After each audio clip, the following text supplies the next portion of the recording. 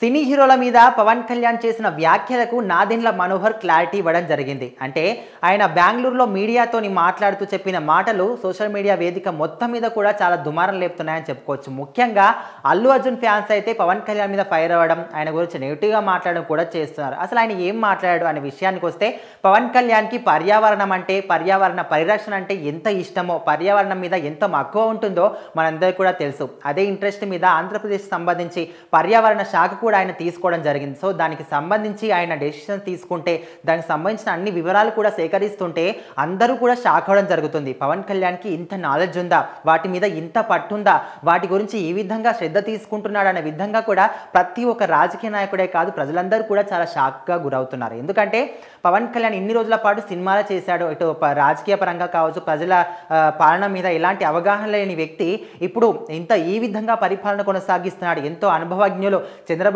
లాగా అంతకు మించి కూడా ఆలోచిస్తున్నాడు కొన్ని సందర్భాలనే విధంగా కూడా ప్రజలందరూ చాలా షాక్ అవుతున్నారు. సో ఇదే విధంగా ఈ పర్యావరణానికి సంబంధించి కర్ణాటకకు పర్యటనకు వెళ్ళినప్పుడు అక్కడ మీడియాతోని మాట్లాడి ఒక విషయం చెప్పాడు. ఆయన ఏ విధంగా అంటే, గతంలో పాత రోజుల్లో సినిమాలన్నీ కూడా హీరోలు ఏ విధంగా క్యారెక్టర్లు పోషించేవారంటే అడవులను కాపాడే విధంగా పాత హీరోలు అందరూ కూడా నటించేవాళ్ళు, అడవులను కాపాడేవారు. సో మరి ఇప్పుడున్న జనరేషన్ హీరోలందరూ కూడా అడవులను నరికివేయడము, అందులో స్మగ్లింగ్ చేయడం, ఎర్రచందనం ఇలాంటివన్నీ కూడా స్మగ్లింగ్ చేసే సినిమాలు చేస్తున్నారు. సో ఇలాంటి సినిమాల వల్ల ప్రజలందరూ కూడా మంచి కాకుండా చెడునే ఎక్కువ స్ప్రెడ్ అవుతుంది అనే విధంగా కూడా చాలామంది అనుకుంటున్నారు. సో మరి దీనికి సంబంధించి ఏంటంటే, ఇప్పుడు పవన్ కళ్యాణ్ చెప్పింది ఖచ్చితంగా 100% అక్షరాలు నిజమని కూడా చెప్పుకోవచ్చు. ఇప్పుడు వస్తున్న సినిమాలన్నీ కూడా ఈ విధంగానే ఉన్నాయి. సో మరి ప్రజలందరూ కూడా ఇలాంటి సినిమాలు చూసి ఏం నేర్చుకోవాలనే విధంగా కూడా ప్రజలందరూ కూడా ఇప్పటికీ కొంతమంది ఆలోచన చేసి అనుకోవడం జరుగుతుంది. సో మరి కొంతమంది ఎట్లా అంటే, ముఖ్యంగా అల్లు అర్జున్ ఫ్యాన్స్ అయితే ఖచ్చితంగా ఇది అల్లు అర్జున్ ఉద్దేశించే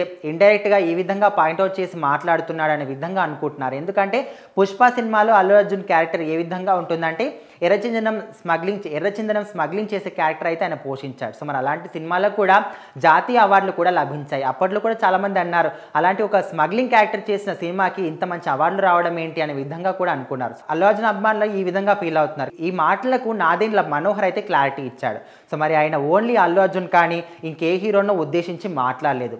ఇప్పుడు ఈ తరం వస్తున్న సినిమాల గురించి, హీరోల గురించి, అందరి గురించి కూడా మాట్లాడాడని చెప్పడం జరిగింది. అంటే గతంలో చూసుకుంటే ఖచ్చితంగా అప్పట్లో ఉన్న సినిమాలన్నీ కూడా అడవులను కాపాడే విధంగా వచ్చేవి.